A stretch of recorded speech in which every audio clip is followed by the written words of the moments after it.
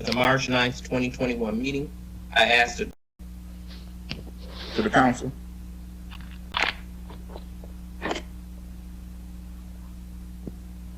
Okay, this is greetings, council members. In response to the resolution passed at the March 9th, 2021 meeting, I asked Attorney George Contis to prepare this explanation of the virtual closing process for your information. And it reads, Mayor Waterman, in response to your inquiry in the area of the COVID-19 pandemic due to the large number of participants in attendance at commercial versus a residential purchase or refinance closing, most title companies, Fever Title Agency included, insist on conducting commercial closing in escrow or virtually as they lack the facilities, appropriately sized and socially distanced conference rooms to safely conduct the closing and observe all necessary protocols. Accordingly, in connection with Council's approved resolution on March 9th, there is not a location available for the council representative to attend the closing. In the case of the city's closing on the acquisition of the Ottawa Towers and all related property under the Global Settlement Agreement and the city sale of the Ottawa Towers property and entering into the Phoenix Center parking lease, all of the city's closing documents were appropriately executed by you and notarized, if so required, on Thursday, February 25th, and delivered in escrow to the title company that same day. And the documents remain with the title company and shall not be released until the transactions close and we authorize the release of those documents. In addition to delivery of all relevant closing documents by all parties, which has occurred on the city's behalf in connection with its acquisition and immediate sale as outlined above. The other parties must also deliver their closing documents and closing funds with the title company from their own funds and those from their lenders/investors. Until these additional requirements are met, a virtual or escrow closing cannot occur. The satisfaction of the aforementioned other conditions should occur in 1, less than a moment's notice, 2, or over a period of days. I trust the above adequately responds to your question. Regards, George A. Contis. Your Marco Mullins and Burton. Thank you. I wanted the general public to know that the resolution that we passed to be notified of the closing did not happen. I wanted to let my Pontiac City Council colleagues know that there was no communication given to me from the mayor of a closing date or a closing time. As of 5 o'clock, I did receive an update picture and image that says that the deal is currently closed and they have a special town hall meeting that they will be having at 1 o'clock tomorrow without the council. Clearly, I have never seen this body disrespected to this degree. The communication sent by George Contis about the closing was absolutely, I'm not even going to go there. It speaks for itself. But please, I wanted it to be read into the record so people will know that the city council was not apprised in any way. I did not keep any information from any one of my colleagues because there was no communication given to me other than that communication from the mayor.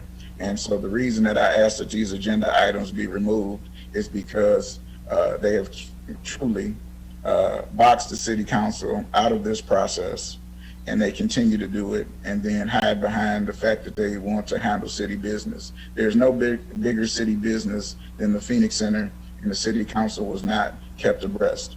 I will, going forward, until the council is shown dignity and respect by this current administration, not be voting on continuing any of their agenda going forward.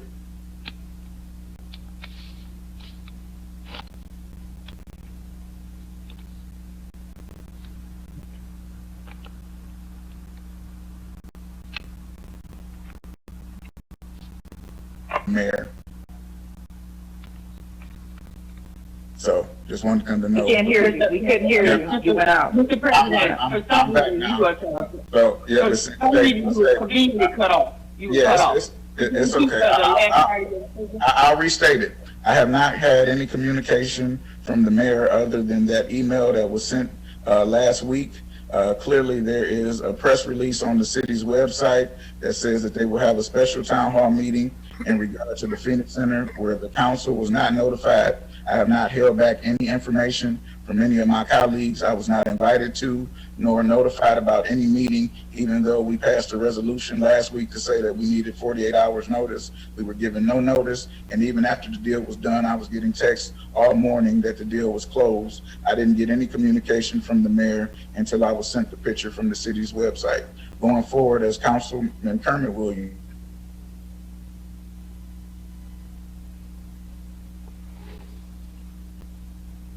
Mr. President, can you hear anything? You're being muted. You being muted on purpose.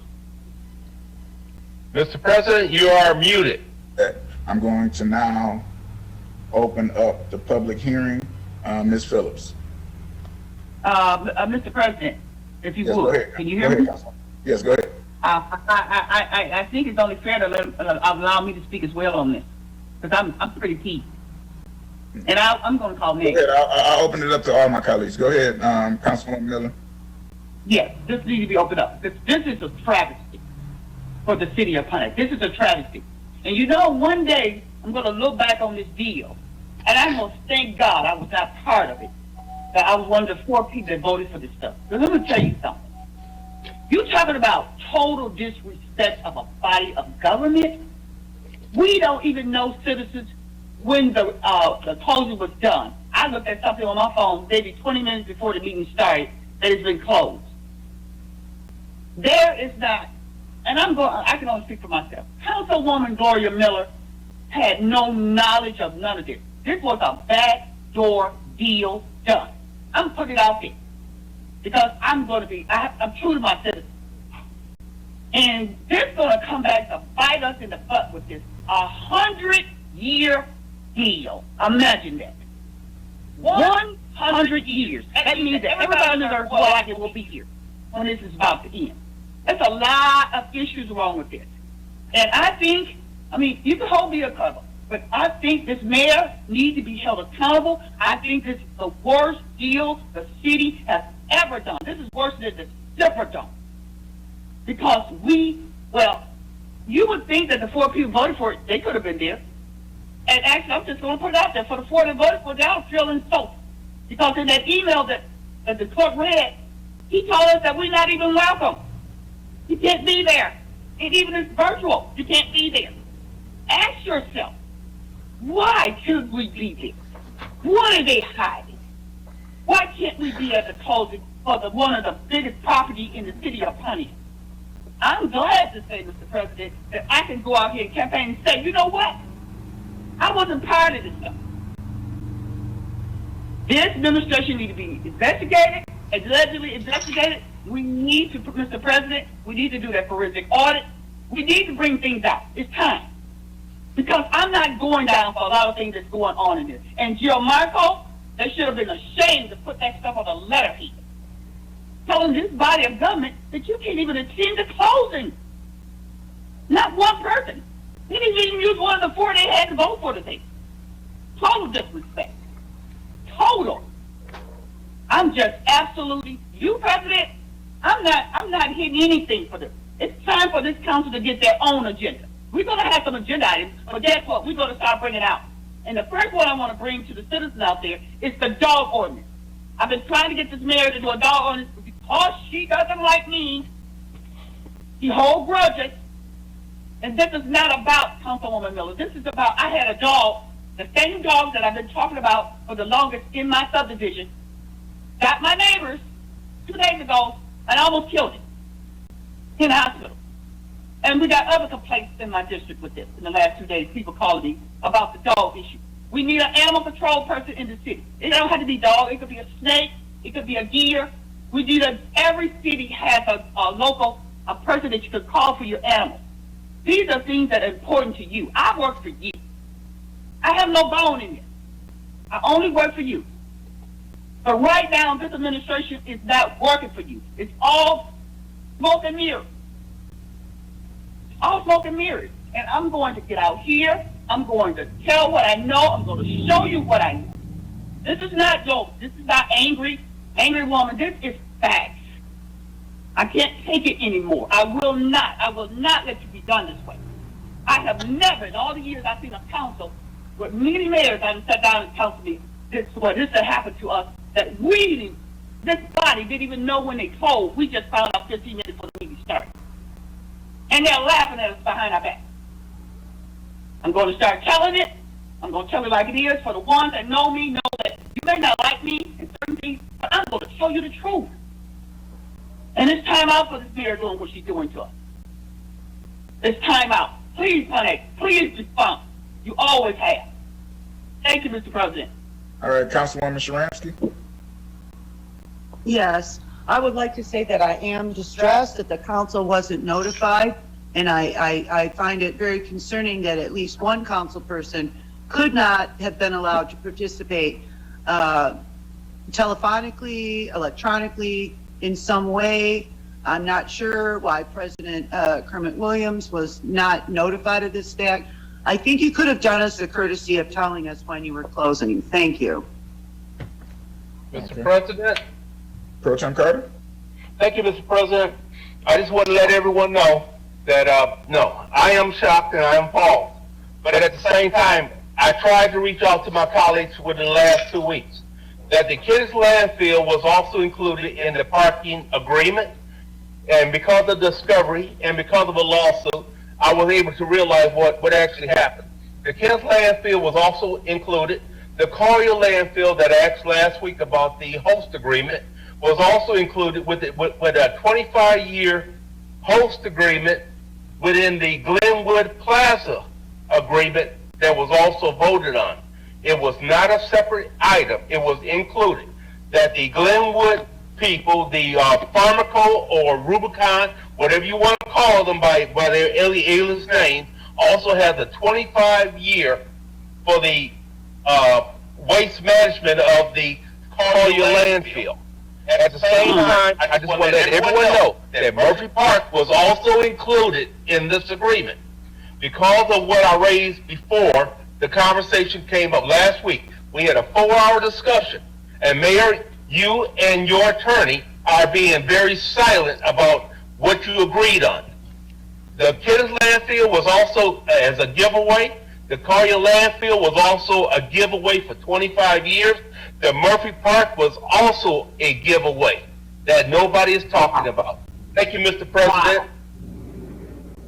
But we're going to find it all out, Carter. People going to find it all out. Okay. Any other council person would like to speak? Well, yeah, I guess I'm the only council person you haven't called on. I think that's interesting again. Any other council person would like to speak? Yes, Mr. President, I would like to speak. Go ahead. Well, you know, I'm the only council person you haven't called on. You do know that, right? You have called on the other 3. There are only 5 of us here. And I would like to say a few things. One, the dog ordinance or the animal ordinance has been sent to us numerous times, but nobody has reacted on it. That is something for the council to bring forward. They do the passing of the ordinances and resolutions. So that is not for anybody to yell at the attorney or the mayor about this. It wasn't closing today, it was at the last minute. However, the people here Dearborn Capital did say that it can't, or the title company did say that it cannot be open to the public, that the papers are passed back and forth, not meaning the papers are there, the papers are passed through messengers. So we do have to pay attention to that. We cannot fault anybody for it. There is COVID at this time, and they are taking measures. And yes, Councilman Carter, would you mind shutting up while I talk? I don't think I do. Thank you very much. I think that would be very nice of you to open that up. But there are things we did close on, it was closed on at 3:55, but they weren't informed until 3:55 that the title company had received all the documents and the funds, and they were dispersing all funds. That's how it was closed, okay? It wasn't that it was a meeting, it wasn't a phone call, it was all done by couriers.